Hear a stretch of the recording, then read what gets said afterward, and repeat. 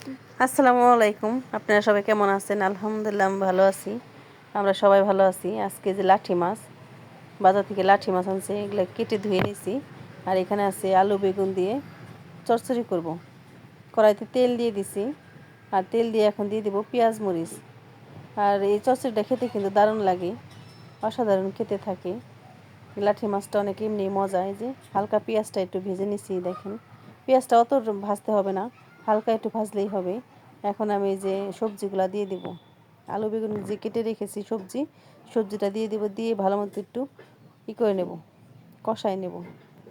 আর এই সবজিটা, এই চচ্চড়িটা খেতে কিন্তু অসাধারণ থাকে। আর এখানে আমি দিয়ে দিব লবণ, মাছে কিন্তু লবণ দেওয়া আছে, এই জন্য পরিমাণে এখানে একটু কম দিলাম। আর দিয়ে দিলাম মশলা, হলুদের গুঁড়া, মরিচের গুঁড়া, ধনিয়া দিয়ে এগুলো আমি আবার ভালো মতো একটু সবজিটা ভালো মতো কষাই নেব, আলু বেগুন দিয়ে ভালো মতো কষাই নেব। আর এটা খেতে কিন্তু অসাধারণ এই চচ্চড়ি। আর আপনারা বাসায় ট্রাই করতে পারেন। আর যারা আমাদের ভিডিওতে নতুন, তারা আমাদের ভিডিও ভালো লাগলে চ্যানেলটাকে সাবস্ক্রাইব করে দিতে পারেন। দেখেন ভালো মতো আমি কষাই নিয়েছি। এখন এই যে মাছটা দিয়ে দিব, মাছটা দিয়ে আর একটু কষাই নেব।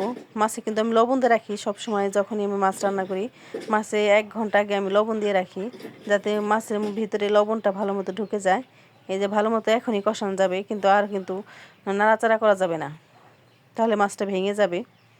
আর এখন যে মাছটা কষানো শেষ, এখন আমি পানি দিয়ে দিব, পানি দিয়ে যে ঢেকে দিব। এই রান্নাটা কিন্তু অসাধারণ ছিল। এই দেখেন বলক চলে আসছে সব চচ্চড়িটা। আর এখন এই যে আমি একটু ভেজায় রাখবো, কিন্তু ধনিয়া পাতাটা এখনই দিয়ে দিচ্ছি, দিয়ে আর একটু জাল করে আমি নামিয়ে নেব। এটা কিন্তু অসাধারণ ছিল। আর শীতের দিনে ধনিয়া পাতা ছাড়া কিন্তু হবেই না, ধনিয়া পাতা আমার গাছের ছিল। আর এই যে ফাইনাল লুক, চচ্চড়িটা হয়ে গেছে, রান্না শেষ। আর অসাধারণ হয়েছে দেখতেও, খেতেও কিন্তু দারুণ ছিল। দেখেন মাশাআল্লাহ সেই হয়েছে, একদম গরম গরম ভাত দিয়ে।